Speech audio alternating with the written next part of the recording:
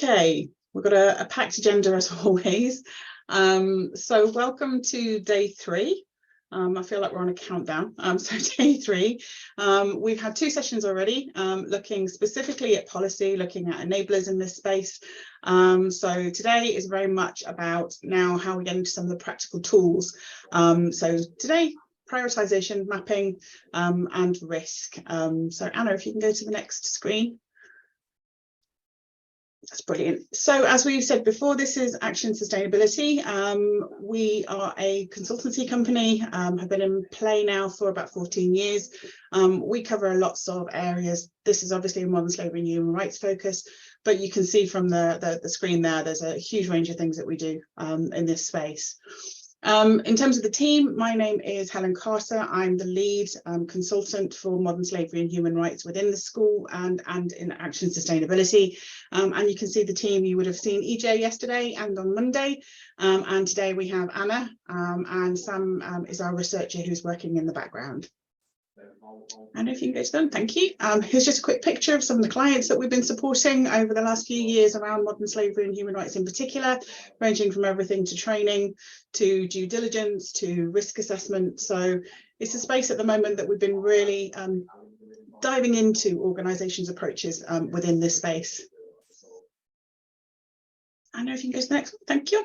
So today is the 3rd in terms of the 5 sessions that we're doing. So we've done the enablers, we've done the policy, and today is risk and mapping. And finally, you will be familiar with BS 25700, which was launched this year.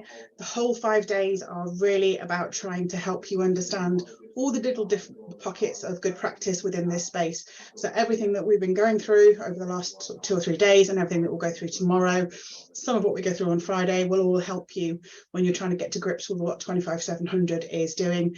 And Action Sustainability were part of a really good and great authoring team within this space. So really this is designed to help you in that area. So I just wanted to give you a hello, welcome, and hello to everybody who's here for day 3. And if you're new to today, please enjoy, and I'm going to hand you over to Anna and Nikki. Thanks, Helen.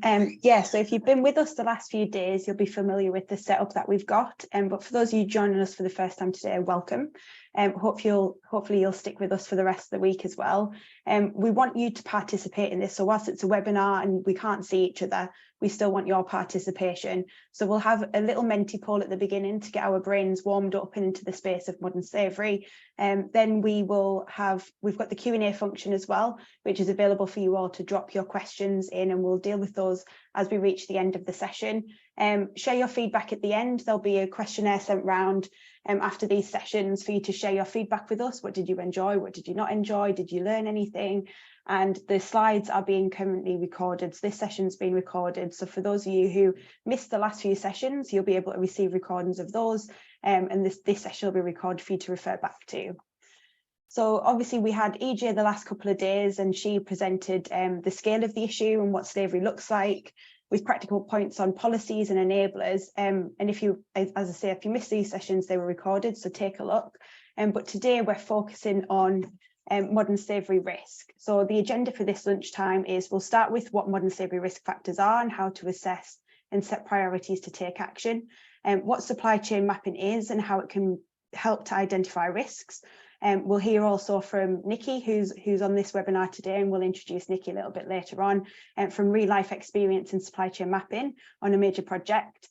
And then we'll sort of touch on the need to develop intervention strategies. So obviously, if we're looking at risk, improving transparency, it's potential that you might find something along the way and you need to be prepared to do something. Helen will touch on in a lot more detail on those strategies in tomorrow's session. And then we'll wrap up, like I say, with some Q&A. So please use that Q&A function to put your questions. So as we get into this, those of you who have been on the last few days will be familiar with Menti. So it's just a website. If you can all believe you could possibly write the link for Menti in the chat.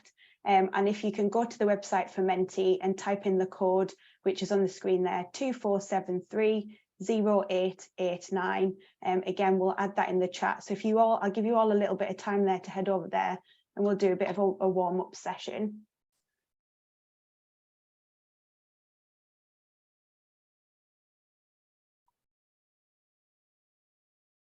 Can you all see Menti?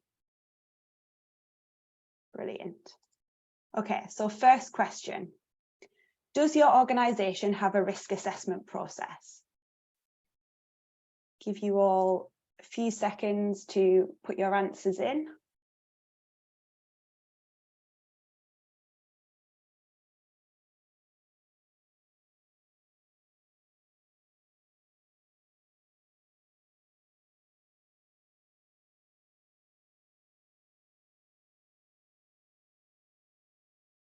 Some of you still voting there. We'll give it a few more seconds.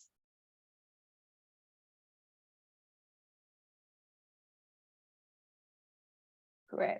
So we're looking at around about a split between 80-20 in those of you who have a risk assessment process. Okay, next question. And you can select multiple answers on this one. What does that risk assessment include? So we've got a lot of options here. Select as many as your processes includes or as little as it includes.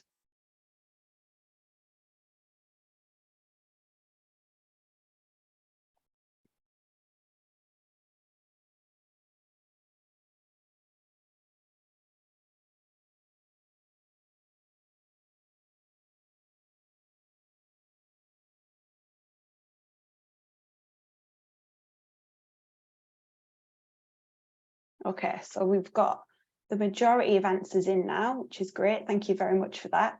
Looking at the answers there, obviously we've got a high bit on there for health and safety, environment, business continuity, which are very common things included in risk assessment processes. And we're starting to see that human rights impressively is up there alongside financial risk and supply chain disruption. So we'll hopefully touch on how that can be included in your risk assessment process and how that should fit into supply chain mapping a little bit later on. So bear these different elements in mind as we link back into the session now. I'll just head back to the slides. Right, there we go. Okay, so as EJ alluded to in the last few days, modern slavery practices can occur in any country or industry and sector. The behaviours and practices which constitute modern slavery are serious human rights violations. The level of risk of modern slavery depends on a range of intersecting contextual factors. So I've got these three on the screen here. So when these multiple high-risk factors coexist, there is a higher likelihood that actual harm is being experienced. Additional controls are then required to ensure that that risk does not become harm. As Helen mentioned, there's a new British standard, BS 25700, which is a guidance standard on the organisational responses to modern slavery. It was released just earlier this year, and it's free to download and take a look at, so definitely check that out. In section 9 of the standard, it covers risk. And in that section, there's a list of a number of factors that can be grouped into three sort of key areas which can elevate the risk of modern slavery. So this first one we'll touch on is vulnerable people. So vulnerable people include certain groups that might be more vulnerable to exploitation and modern slavery. This can include migrant workers, women, marginalised workers, seasonal migrant workers, informal workers, young workers and children, socially disadvantaged groups, and workers operating in the formal economy. So discrimination is also included here. So discrimination based on ethnicity, gender, caste, tribal group, religion, and lots of other factors can make workers more vulnerable to modern slavery risk. Base skilled work or poorly protected migrant workers are also at greater risk of modern slavery abuses. These can manifest in different ways, such as during the recruitment process of recruiting those workers, and in from certain labour source countries, and then their treatment in the labour destination country. A big example, which is very much in the media of that at the moment, is in Qatar. So for instance, in Qatar, there's a huge amount of low wage migrant workers who are being forced to pay billions of dollars in recruitment fees. So these migrants are coming from countries like Bangladesh and Nepal, and they're making up around a third of Qatar's foreign workforce, and they're being charged recruitment fees. And a lot of these recruitment fees are ranging from $3,000 to $4,000. Those workers are on low wages, and so those wages are paying off those recruitment fees, some of those workers are actually having to work for at least a year to just pay off those recruitment fees. So vulnerable populations is a key risk factor. Next one we have are countries and regions, so high-risk geographies. Countries and regions with poor governance around labour, so restricted freedom of association and collective bargaining, or legal accountability for rights violations. So this can present an elevated risk of modern slavery. The Global Slavery Index, which I've got an example of on the screen here, provides country by country ranking of the number of people in modern slavery, and it analyses the actions of governments, what they're doing to take response, and how people are more vulnerable in those countries. So the Global Slavery Index is a great resource to look at when you're looking at modern slavery factors. One thing to bear in mind is that corruption is often a root cause of some modern slavery abuses. Then the next high risk factor is business models. So highly complex global business models can lead to a lack of appropriate governance and oversight mechanisms, and therefore have an elevated risk of modern slavery. So similarly, positive influence or leverage can be difficult to exert in business relationships, such as joint ventures. So there's lots of high risk business models and categories which will create heightened modern slavery risk. Countries, regions or sectors that are dominated by a single industry or a single or small number of employers can make workers more vulnerable by giving a lack of employment choices.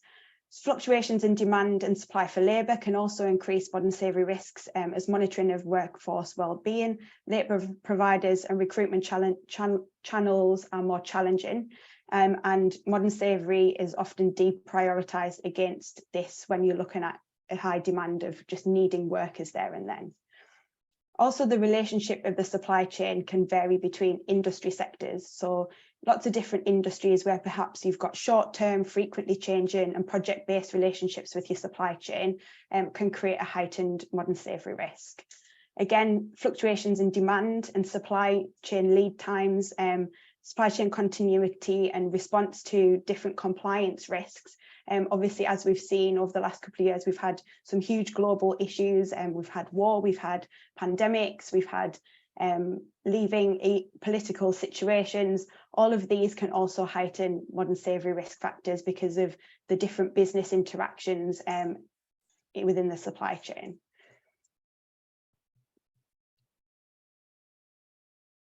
So an organisation's response to modern slavery should be to identify, analyse and evaluate its exposure to modern slavery risks.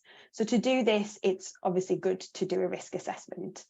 So the risk assessment can look at a few different things. A risk assessment should be in relation to its activities, its products, services and relevant aspects of the operations, including the supply chain. Risk identification helps to understand and address modern slavery risks within operations and supply chains. The process should identify modern slavery related sources, situations or circumstances with the potential to cause modern slavery. So it's an essential step to ensure that transparency requirements are targeted and focused. Risk assessment helps to prioritise, which is really, really crucial because, as we'll touch on a little bit later in this session, you can't and you shouldn't have to deal with everything, but you do have to deal with something. So doing a risk assessment to prioritise those areas that you need to dig a little deeper is crucial. Risk assessment can be looked in many ways, including those occurring within the organisation, as I mentioned, within various tiers of the supply chain, both upstream and downstream, with business associates, private individuals working on behalf of the company, and the workers who might be working independently. But for the purpose of this webinar today, we'll look at supply chain risk, and I'll talk you through now a typical heat mapping process. So this assessment can be done at different supply chain levels. So it could be at the category level, the product level or supplier level. For this example, we'll look at category. So the spend category in this example heat map is what we have down the left-hand side on the screen. The risk factors I've just talked through should be taken into account when identifying risks.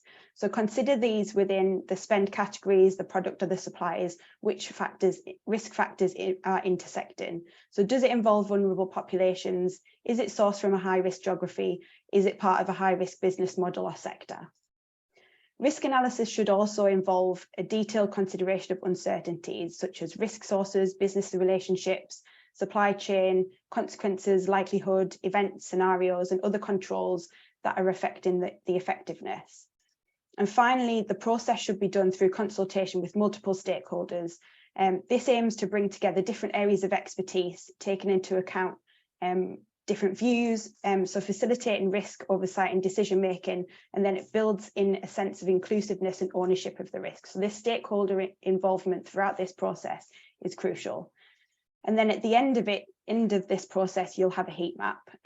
Those in red are showing the categories which are deemed high risk. So these different high risk red areas are where you should then perhaps dig a little deeper. So setting priorities. Now we know more generally what parts of our supply chain are high risk. So those in red, like we just touched on, what do we do? And from a first glance, that can seem really, really challenging and a little bit overwhelming.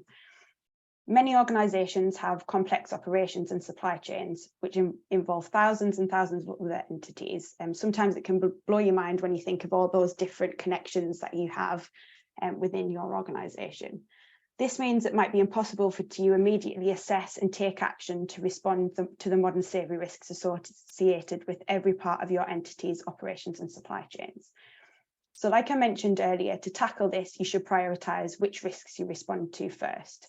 The UN guiding principles explain that you should focus on the most severe risks, so those that would cause the greatest harm to people. This means those risks that have the greatest scope or the gravest impact or scale, number of people affected, or where delayed response would make them irremediable, for example, because delay would cause loss of life or loss of education. These factors are more important than the probability of the risk occurring. However, looking at the modern slavery like this is quite clinical. So when you're looking at risk, looking at purely harm to people, it's quite a clinical way of looking at it. In the real world, to be able to dig a little deeper and take action within your sphere of influence and business considerations, such as the relationship, spend and influence you have on that supplier, needs to be taken into consideration when prioritizing. So take a look at this chart on the slide here. The left-hand side is the level of risk identified through the heat mapping that we went through briefly on the last slide. And along the bottom is spend. So those in the top right box, which is more coloured in red, category A there, should be prioritised for further action due to the level of risk as well as influence, which is triggered by spend. So it's not ideal, not an ideal process, but it's a good place to start. So remembering prioritising which risks you respond to first does not mean that you disregard all those other risks. So category B, for instance, you wouldn't complete disregard. You would just deal with that a little bit differently and you'd address it a little bit further down the line. But the priority area would be that category A. As we mentioned before, supply chains are often long and complex, and in many cases, your entity will not have direct contractual relationships with most of the entities in your supply chains. So this means the entity might not have visibility of what's happening deep in your supply chain, and as a result, it might be difficult to assess and address those modern slavery risks. For example, a construction company may not know where and how the bricks it uses are made. So the outcome of the prioritization exercise should determine what steps are to take next. Helen will cover these in more detail tomorrow, so she'll go through a lot of the strategies within your procurement process tomorrow. But in general, for those that are low risk and priority, the green ones, this is where you'd put the issue on the radar. So this is where you'd potentially use contractual terms and general awareness. Then we have that medium risk priority, which is where you'd proactively raise the issue with the supplier. So in these instances, you'd use pre-qualification, clarification questions, bring it up in negotiations and have it on the agenda for supplier meetings. Then we have those high risk red priority areas, and that's where you'd really engage the supply chain. So this is where you'd use supply development, strategic relationships, training programs, and supply chain mapping. So supply chain mapping, this is something we're now going to get into. So there was a really interesting report a couple of years ago, maybe, by the Association for Supply Chain Management into companies and their end-to-end supply chain visibility. So of the hundreds and hundreds of companies they assessed, it was reported that over half of them lacked visibility in their supply chain. So that leaves them vulnerable to a wide variety of supply chain risks. So some of these risks can include shortages, delays, environmental disaster, and obviously human rights and modern slavery. So one way we're going to look at today is identifying these risks through supply chain mapping. So simply defined, supply chain mapping is the process of capturing information from all suppliers or individuals involved in a company's supply chain so that the origin of flow of goods and services can be visualized from beginning to end. We'll get into a really great example of that in just a second. The information collected through supply chain mapping can be used to help determine which suppliers and their supply chains are significantly linked to high-risk products or services, which are identified during the risk assessment process. Supply chain mapping is about transparency of supply and having the necessary information to identify and mitigate against risks. So it's not just about auditing the supply chain for performance or improving commercial conditions to the benefit of the buyer, nor is it about attempting to get leverage over suppliers. It's purely about transparency and being able to identify risks. For example, we might know our first tier suppliers pretty well, but how well do you know tiers 2 and 3? Supply chains and the use of subcontractors and business associates are an integral part of how we do business these days. More and more, obviously, we're outsourcing. So whilst there's significant interdependence within the supply chain, each individual element of supply chain is unique in certain respects. So this uniqueness has to be considered when you're tailoring your approach. It's not really a one solution fits all because of the different types of your suppliers, different types of suppliers that are involved, different relationships along that chain. Supply chain mapping should be a tailored process. So I'll quickly go through some of the benefits of supply chain mapping. So the first one identifies risks. So knowing who and where your suppliers are gives you a baseline understanding of what risks they are exposed to. It increases resilience to future risk or disruption. So by knowing these risks, you can mitigate these risks ahead of time. And we'll get onto some of these intervention strategies later on in the webinar as well. Streamline and speeds up investigation processes. So understanding how your multi-tiered supply chain is connected allows you to discover easier where issues and violations occur. It strengthens supplier relationships. So by taking the first step to identify who your suppliers are, you can lay a foundation of two-way communication and set the stage for future collaboration efforts. And then finally, you'll build a stronger, more authentic relationship with customers. So consumers are more and more wanting to know where their products come from and that their purchases aren't contributing to human rights violations. Sharing your supply chain transparency story with them is a great way to build trust and earn their loyalty. So now we'll hear from Nikki, who's on the call here, and her experience of supply chain mapping for a major project with a multi-tiered supply chain. So I'll hand over to you, Nikki. Thank you very much, Anna. It's really a pleasure to be here and to be invited to talk on this. My name is Nikki Wright. I'm a senior associate at Gardner and Theobald, and we talk about supply chain management and what that actually means. And I'll get into that in the next kind of 10 minutes. It has multiple kind of definitions, and I want to make sure we're all clear on what that means. I'm passionate about how supply chain management can support driving sustainability within either clients or suppliers or designers. It's the full spectrum of a supply chain that I'm most interested in. In terms of understanding what major projects best practice looks like, there is a number of documentations, policies that are out there, but actually it's how these can be attributed to both public and private sector kind of construction projects. Anna mentioned, that the industries that have kind of heightened risk are often the ones that are aligned with construction, that have very unique specialist suppliers that kind of come forward and are released accordance to different projects. So it's something I'm really interested in. The last piece on this slide is about what I'm most interested in, and the alignment with the guys here at Action Sustainability is about that building a resilient supply chain and how visibility is an enabler for organizations throughout the supply chain to drive and the benefits and requirement to kind of eliminate and at least see what modern slavery risks could exist. So there's three stats I'm going to give you. So I delivered a dissertation on modern slavery within construction as part of my MSc a few years ago, and the findings kind of really shook me, and I thought that's something I want to share to you as the reason why I'm really interested in this topic. So I've got responses from 250 people across the industry. Now that's both people who understand modern slavery, but also people who didn't. I wanted to make sure that we're capturing not just the people in this room who are sitting in a modern slavery webinar, but people that had a very little understanding of what that meant within their kind of organizations. 90% of those 250 people that I got responses from believed that modern slavery rarely, occasionally, or never occurred within construction, within their supply chain of construction. 83% of the same people who responded to that questionnaire that I submitted believed that it did happen in construction.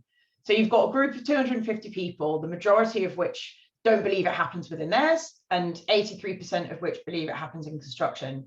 And that would be the reason why this stakeholder engagement piece is so important, because you're fighting against that statistic in itself. And 50% of people that I interviewed, so that's 250 people, 125 of those said that the government is responsible, but the same majority said that they didn't believe that it was going to be sufficient to eliminate or remove modern slavery. So what can we do about it as companies? And that's why I think this is an incredibly important topic for me. So on the next slide, I'll talk to you about what I'm going to go through in about the next kind of 10 minutes and the assumptions. So what are my definitions of what I'm talking about, and what's my basis of visibility that we've done, kind of the personal work that I've done on major projects, kind of my views on that. Why is this required, which Anna's touched on as well, and what does this provide, an organization? This is not just about clients, but it's about suppliers. What did we do? So what have I done already over the last year, but why this is the first step in a much bigger process. And I think it's important to recognize lessons I've learned, and kind of some key things that I've taken over this last year of my journey to try and implement visibility on a major project. So on the following slide, what you can see, and what I want to explain what I mean by supply chain management, I mean understanding of our supplier network. So on the bottom, we've got the idea of a client, the organization outlining the requirements and trying to adhere to policy and government requirements, whether that be about carbon, sustainability, human rights. Those are cascaded to tier 1 suppliers through a contract, through a procurement, which I know Helen's speaking to you about tomorrow. That can then be cascaded through the supply chain. And we know that the risks grow as we delve deeper into the supply chain. The complexity increases, the works are delivered by organizations that sit tiers below our client. And so how can we as organizations sitting above those be sure that these things are not happening by simply having a policy or a requirement at the top level that this doesn't take place? And I said that again, that construction's unique. These supply chains are not stagnant.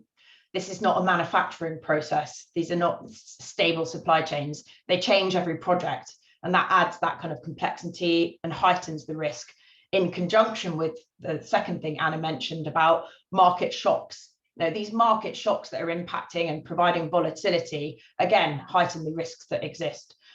So on the other side of the slide, you can see an example. Now, I'm using this example because I think it's nice to just see it. So typically you'll have a client organization. You then have tier 1 contractors that you have directly procured to deliver your works or manage your works.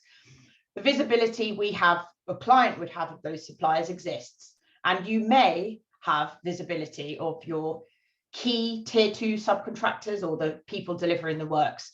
It is unusual, I'm not saying it doesn't exist, for there to be visibility deeper beneath that. Now, as we've said, the root of the works, the site labor, the plant, the materials are coming from those suppliers deeper within the supply chain. So the orange circles are, in theory, a common supplier. Now, we may know that that supplier is used at tier 2 on 2 occasions. We would not recognize or understand that supplier may be used deeper within the supply chain, or that there's commonality of tier 3 suppliers highlighted by the green dots. My point being, the idea of visibility not only provides you with an opportunity to make sure that information is being cascaded down, but it shows you where you may have common exposures to lack of capability or understanding or support of those suppliers. So there is an assumption that there is a contract and it's cascaded and it's back to back. It does not mean that you have that visibility or that requirement that the client has clearly articulated to their tier ones pushed through the supply chain. So that's my last point on that bottom of that slide on the right, is that this is not just about seeing them, it's about having access to them. So here's the example I've got on a major project. I'm going to post something into the chat now, which provides much more detail on the kind of methodology that we've kind of implemented at HS2. And this is one example I wanted to show you of what we've achieved over the last year. So this is typically on the slide you can see now what you can see. You've got your tier one contractors, you've got your publicly available known tier two suppliers as part of your what's been awarded. And over the course of our own risk assessment, as Anna spoke about, we understood that there are some critical supply chains that are providing market risks that exist to HS2 based on the depth of the supply chain, or how importation or other kind of, like we said, political changes will impact those supply chain. So we spoke to those suppliers at tier two, and this is the information that we've gathered over the duration of a deep dive to gain visibility of the supply chain that exists beneath tier two.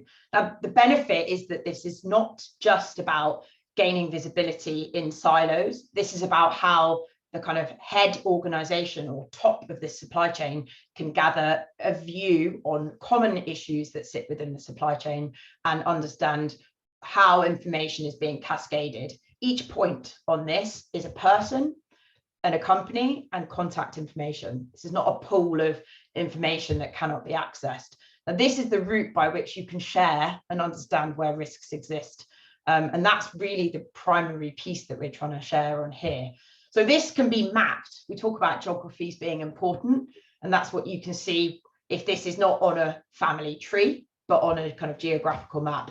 And this shows you the scale of information that we've gathered. And my major point that I absolutely had to remind myself to say is this is not just simply about scale of a major project. This can be delivered for one of those elements or your own organization in your own supply chain.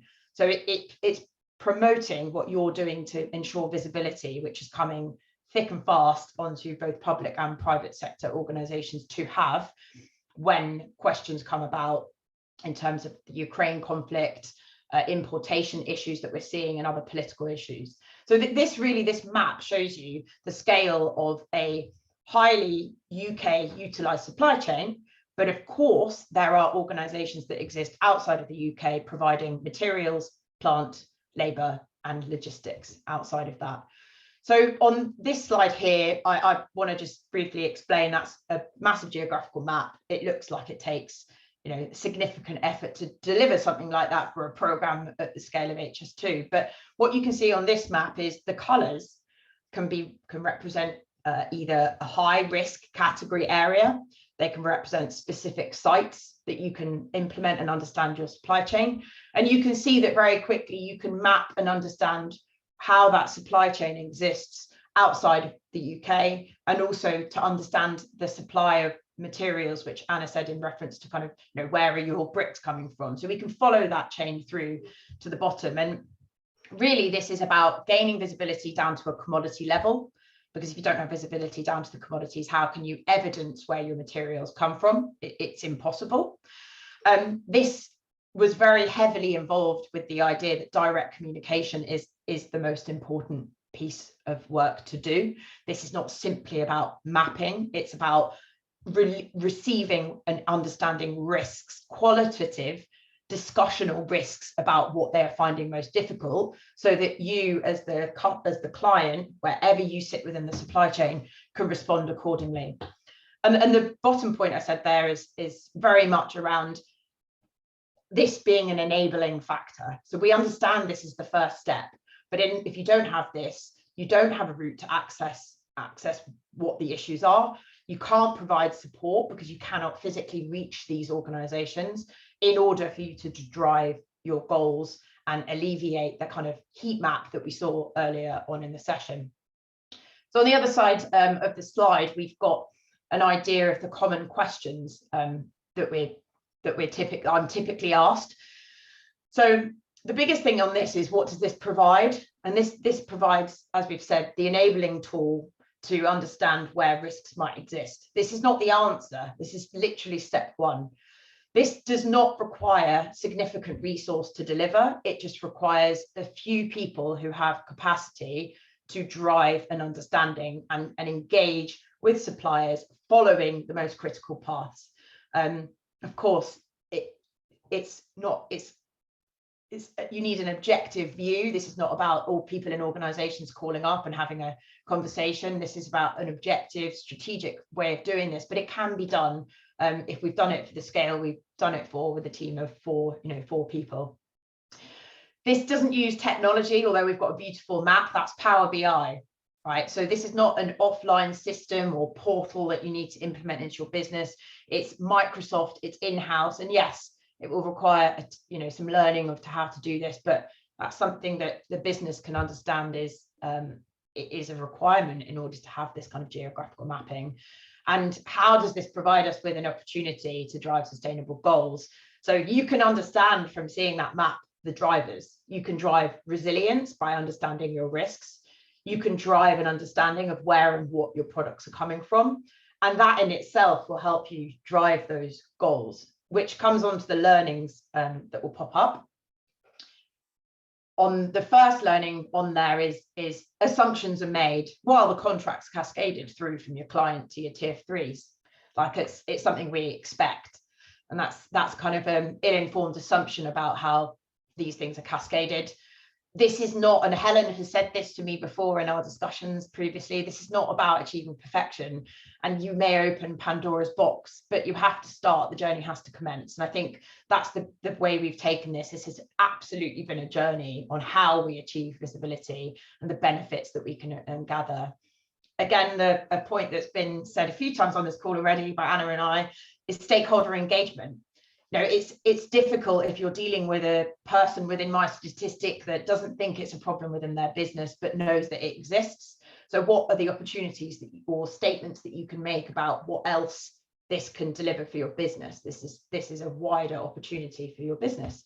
And often these things, my final point on that slide is, this is about a continued drive for change, despite the fact that there will be pushback or moments where, like you said, risks materialize or risks are exposed, which require some further action. And that is entirely driven by people and organizations like the people we have on this call. So those are some of my key learnings as well. But I think this aligns with the idea that we understand macro view. So you guys, 25 of you said that you look at supply chain disruptors, but I would assume that based on those 25 people, you're looking at it from a knowledge of what's happening in the market. But how do we know how those market impacts are affecting the suppliers that you can see on that geographical map there? And that's the question that you're trying to answer by delivering this supply chain visibility work that we've been delivering and continue to deliver for major projects, hopefully into the next few coming years as this drives and gains momentum. So hopefully that's enough for you guys. And Anna, over to you. Thanks, Nikki. That was great. If anyone has any questions for Nikki, please feel free to put them in the Q&A function there. I might have a few questions for you later at the stage. If we don't get any questions through, I've got a few questions that I'm burning to ask as well. So we'll cover those at the Q&A session next. Absolutely. Thank you. So I've got a little video here for you. We've mentioned construction a fair bit, but there's a lot of different supply chains where there are lots of different areas, complex supply chains, bits and pieces all over the place, and one of them is technology. So I want to just play a little video to share with you some of the risks within that supply chain, where they lie, and how identifying these risks throughout the supply chain has triggered some new products such as Fairphone, which has gone really, really far in terms of transparency and mapping their supply chain. So if anyone wants to check out some of the supply chain maps to do with Fairphone, it's really interesting, interactive. You can go and you can click on the different suppliers. So we'll maybe share the link for that source map there. But I'll just play this video for you all now. Technology, it's constantly changing, becoming quicker, smarter, more complex. These developments make new products very desirable. The major electronic companies make sure that their latest products are permanently in the public eye. They achieve this through persistent bombardment of adverts that are cleverly designed to make us believe that our lives will be better with their products and that we'd be much happier if we upgraded. These adverts pressure us into upgrading without question. If you examine the elements used in electronics, you will notice that tantalum is almost always present. Tantalum's unique properties make it perfect for manufacturing capacitors used in electronics. It is estimated that the average mobile phone contains 40 milligrams of tantalum. This is a small amount, but it adds up quickly, especially when there are more than 5 billion active mobile phone connections worldwide. And it doesn't stop at phones. Tantalum is used in DVD players, video game systems, and computers. Tantalum comes in the natural form of columbite tantalite, known as coltan, and 80% of the world's supply comes from the Democratic Republic of Congo. The situation in the Congo is chaotic, and there is a lack of stability. Government forces and several different rebel groups are fighting for control of the mines. The country is in civil war, a war that has claimed over 5.4 million lives, making it the bloodiest conflict since World War II. Where the government's control is non-existent, the local people are intimidated, sexually abused, and forced to work in the mines. The minerals they dig up are then illegally sold, and the proceeds finance the war. Major electronics companies need to step up and become part of the solution, not the problem. They need to start investing in conflict-free mines to ensure that rebels will no longer be a part of their supply chain. As a consumer, you have the power to take action. By uniting, we can create a demand for conflict-free electronics. This will only be effective if everyone works together. Show your support by sharing the Walk Free message on Facebook, Twitter, and YouTube. And sign the Walk Free petition at walkfree.org to mobilize governments and businesses to make ending modern slavery a global priority. Together, we can help put a stop to the conflict in the Congo. Demand conflict-free electronics and be part of the generation to bring an end to modern slavery. There we go. Embarrassingly on that, I don't know why that happened, but an advert for Shein came up on the bottom there, which is again another industry which has got the fashion industry, and Shein have been in the spotlight a lot recently for modern slavery within their factories and supply chains. But yeah, head over to Walk Free. They are linked with the Global Slavery Index as well. So they run the Global Slavery Index. Lots of great resources on there about different geographies, supply chain mapping, and where that heightened level of modern slavery is. Okay, so before we wrap up and we go into the Q&A, I just wanted to sort of give a really crucial reminder that prior to doing the risk assessment and supply chain mapping, one of the really important things to think about is that you should be prepared to take action, because as you start identifying risks, as you start supply chain mapping, things may crop up and you actually need to take some action. So I identified earlier, modern slavery is a complex issue, and it's not quite as simple as just identifying and eliminating like other risks, such as health and safety. Perhaps where you see a risk, you can put controls in place, that risk's eliminated. It's a little bit more complex than that. So organisations should take steps to allow those affected by modern slavery risks to be able to voice their concerns and access effective remedies. So what does intervention look like? Organisations should be prepared to prevent. So prevent is, revising purchasing practices, looking at the timeframes that you give your suppliers, looking at how you look at costs within your supply chain, going direct to suppliers to prevent causing exploitative practices. So having that reflective look internally is a good way to prevent. There's also controls such as supply requirements, contractual agreements, and also providing support to workers so that they know what their rights are and enable them to know what freedom of association, links and collective bargaining they have, and what those workers have access to and what their rights are throughout the supply chain. So that's some of the things that you can consider in terms of being prepared to prevent.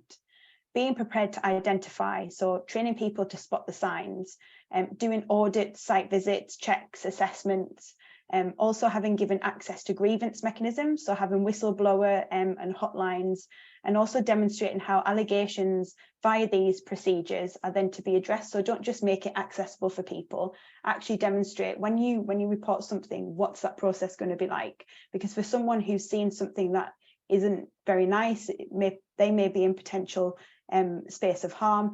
They need to know that they're going to be safe once they've reported something. And also using worker voice surveys to help identify. So the voice of workers is crucial in developing intervention strategies. And then the final one is rectify abuses. So rectifying abuses is defining it as restore as soon as much as possible the individuals or groups that have been harmed to the situation they would have been in had that impact not have occurred. So this can include medical and mental health support, returning of documents that have probably been confiscated, reimbursing of recruitment fees. I mentioned those recruitment fees for those Qatar workers before, so giving them that money back. And there are obviously some cases where that sort of remediation isn't possible. So for these situations, you can use compensation, so giving money to those families and people involved, and other forms of remedy to try and address that harm caused, such as apologies, or some sanctions against different suppliers, and actions in place for the people involved, so criminal actions as well. Also, a key one there is to work with authorities and other relevant stakeholders. So EJ mentioned yesterday a lot of those stakeholders. On the slide that she pulled up was a lot of different people that you can go to for help in this space, and there's a lot of free resources out there, and there's a lot of organisations that are in this space willing to help people and help victims of modern slavery. And then another key one in terms of rectifying is addressing that root cause. So understanding what is the root cause of why that situation happened, so that you can improve on that situation and prevent in future. So again, that's linking it back through. So once you've rectified something, do root cause and then work again and update how you then identify and prevent. So what are the tips in developing these strategies? I'll keep this quite high level because Helen will go into this in quite a lot of detail tomorrow. But some of the tips are prioritise the needs and concerns of victims. So take into account a range of different options, and it should be victim and worker centric to be able to effectively prevent, identify and rectify abuses. Go beyond standard corrective action plans, such as termination of relationship with suppliers, and focus instead on mechanisms to engage and support suppliers. So don't just do that standard, we found an issue, here you go, sort it out. Actually work with suppliers and build their capability and take some responsibility yourselves. Openly disclose measures to remedy and the wrongdoing and actions taken to prevent it from being repeated. So be transparent. If you find something, disclose it. Be open that something's maybe gone wrong, but you're going to take action to make sure it doesn't happen again. Work collaboratively with industry experts and supply chains to share knowledge and develop better practice. Like Nikki mentioned, that stakeholder engagement piece is absolutely crucial. It's not something that should be done alone. This is something that has a collaborative effort is really important. That map that Nikki showed, showing the different nodes without the different tiers, where people have, similarities in their supply chains. When people work together, they can actually come up with a solution, and there's a lot more influence to drive that change as well. And also document processes and record learnings and involve an iterative process. So once you've come up with something, actually check to see if that something's working. Don't just create a policy, create a process, implement it, and then leave it to run its course.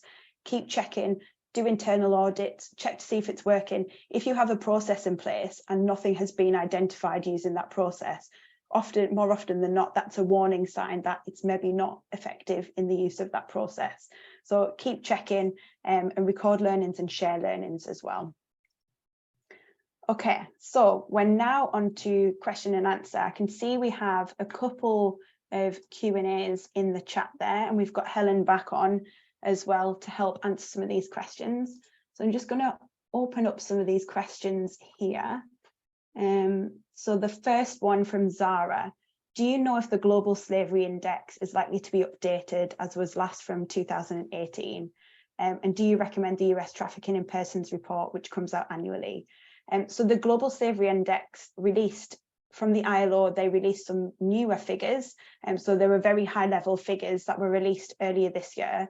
I'm not sure on when the next index is going to be developed. I do believe that there were some delays because of global pandemic, different travel restrictions obviously prevented the collection of some of those sources of information. So I'd like to think that there will be another one released shortly. Helen might have some more on that, but just before I hand over to Helen, in terms of that US Trafficking in Persons report, yes, I do recommend it. And some of the infographics in there are really, really, they're just great at demonstrating how, you know, things are intersected and what things should be looked at, what the scale of the impact is. And so, yeah, that's a really good report. Again, we can share the link with you all if you've never seen that. Helen, do you have any other insights on the Global Slavery Index? Yeah, they tend to update. I think I heard it was a deep dive every 5 years because it takes a really long time for them to gather the data. So the 2018 one was from 2016 data. The 2022 was from 2021 data. So we'll probably see one in the next sort of four years or so. Starting to come to fruition, because you can imagine trying to collect all that data is kind of hard. And just to sort of build on Anna's point about that US Trafficking in Persons report, the Global Slavery Index is also really good at giving you country risk and product risk. So you'll see tomorrow some interesting statistics on the amount of supply chain trade in the G20 that comes from that, and the key risk commodities to have a think about. And also because of a lot of the legislation that exists in the US, around things like forced labour, particularly with the new Uyghur legislation, there's actually now even a list of commodities by country that they seem as high risk. So ironically, yeah, the US has got some really good intel that you could use as a starter for 10 that I know we look at. So yeah, hopefully. Great. Thanks, Helen. Next one is potentially for you, Nikki. It's from Maria.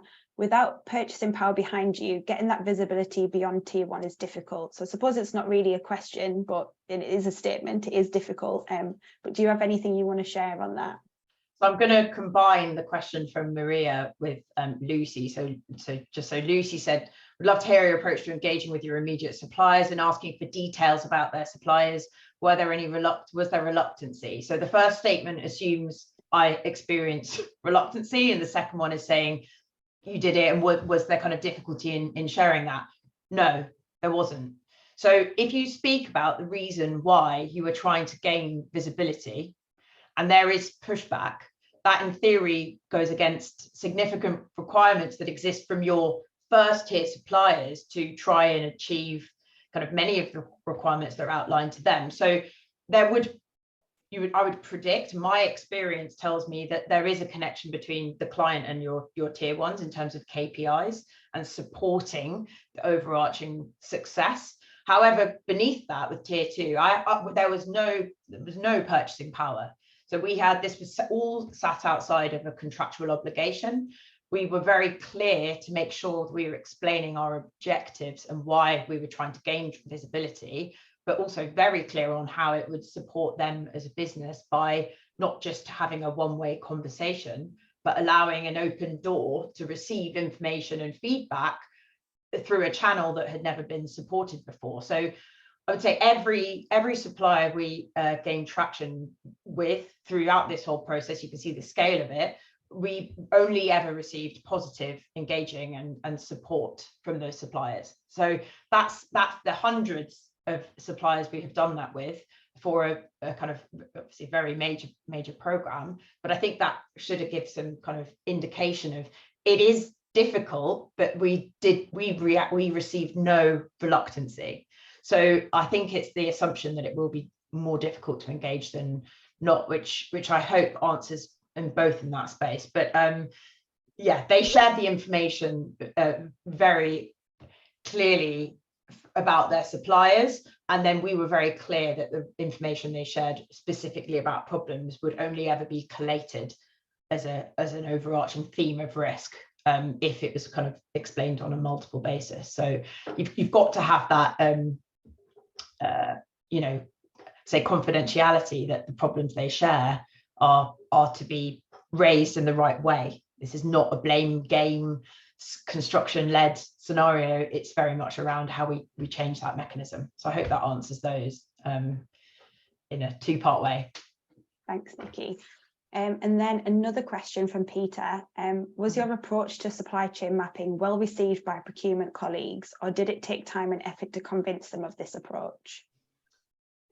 So the learning initially is that the front end stakeholder engagement is the most important, and that's not just external through your suppliers, that's internal through the business, the areas or functions of the business that this could support. So you go in there with how you expect the results to help them, and I think we also kind of made it very clear that yes, we did have to do, you know, as across many clients, you have to kind of convince them, especially when you're dealing with statistics that, you know, aren't quite clear on what you're actually going to try and achieve and what value it adds. The term often used is so what. So yeah, part of the job would be to, you know, convince procurement colleagues that and commercial and you know, delivery, that it's something worthwhile, and to give you a chance on trying it or piloting it to showcase the value it can add. And that's something I personally add as a reflection there. Great, thank you. We have another one from Sila. We try to request information beyond tier 1 and we get heavy pushback from tier 1 suppliers. There's no legal framework to allow this information to be shared within a tool. Do you recommend a specific provider that offers this capability? So we haven't used a kind of provider. This has been very led by the client, and that's kind of the whole part of I'm trying to share. So learnings from other major projects, kind of whether that's public or private, is that issuing large scale questionnaires often have a small success rate in terms of gathering information back. And so it's how you can gather the best information from those suppliers. And I will say that heavy pushback from the tier 1s, from, again, my experience, has been when they have less of an understanding as to the reason why you're trying to gather it. So if you could do a workshop or a discussion between kind of, I would say client, and by client I mean customer, the two levels, the two sides of the contract, to explain the kind of real premise of what you're trying to achieve, it would be more worrying if you received pushback as to the kind of goals you're trying to achieve. So I would very much heavily not just go straight in to talk to your tier 1 suppliers. You really have to take the time to and do that initial guidance, objectives, and what would be the pushback. You know, of course, we're not sharing commercially sensitive information. Of course, it's the rules of your engagement and the reason why. And I think that's the way this has been successful, is through that kind of proactive objective setting. So it's difficult when there's a pushback, but if you explain why, I would be very reluctant to say that it couldn't be mitigated. I see Helen nodding. Can I just add to that? Yeah. The approach that Nikki's talking about and the things we will look at in more detail tomorrow with the procurement strategies, this is not for everything you buy and for every supplier. So the bit that Nikki did, that Anna, did at the beginning before we got into Nikki's mapping, is about understanding where I need to do this, where I need to really get that value. And it's those red risks. And those red risks mean you need to get close to the supply chain. And it isn't a compliance issue. It's a supplier improvement process. So some of the big challenges you'll have will be the way you procure and the way that you look at procurement and the role you have with supply chain management. So we're not saying that this is an easy thing to do, but if you take this targeted approach and have this really clear strategy, and you are really clear on what your end game looks like, then it's easier, but it's still quite an intensive thing to have to do. So that prioritization is so important, because it's not about blanketing every supplier you've got, because you will have tons of them. In fact, you know, and they've got tons of suppliers underneath. So Nikki, if I remember rightly, you did this for 5 categories that were really important to you, strategic importance. Absolutely. So the selection process was, these were the strategic important pieces. So we'll go into it. Well, that's a peek into some of the things that we'll talk about tomorrow. I think that very quickly, just before, to cover that last piece from Callie, the resource required to conduct extensive heat mapping. The heat mapping is the view that you have. The category A, that high risk piece, is the piece that if your business, if it doesn't have significant kind of resource to deliver that, you select the most highly kind of rated element and can deliver that with very few people. And that's the thing, what would be your highest category of risk? It's like you said, it's within the means that you have, and it's better to start than not. And that's the kind of piece, I guess, that I'll say as we're approaching 101. Brilliant, thank you. No, that was great. Any other questions in there we'll address outside of this. So just a quick nod to tomorrow. Helen's mentioned a session a few times now. So yeah, coming up tomorrow will be Helen on how procurement can address issues of modern slavery. And then on Friday, we'll hear from several presenters on how you can bring a balanced approach to your sustainability commitment.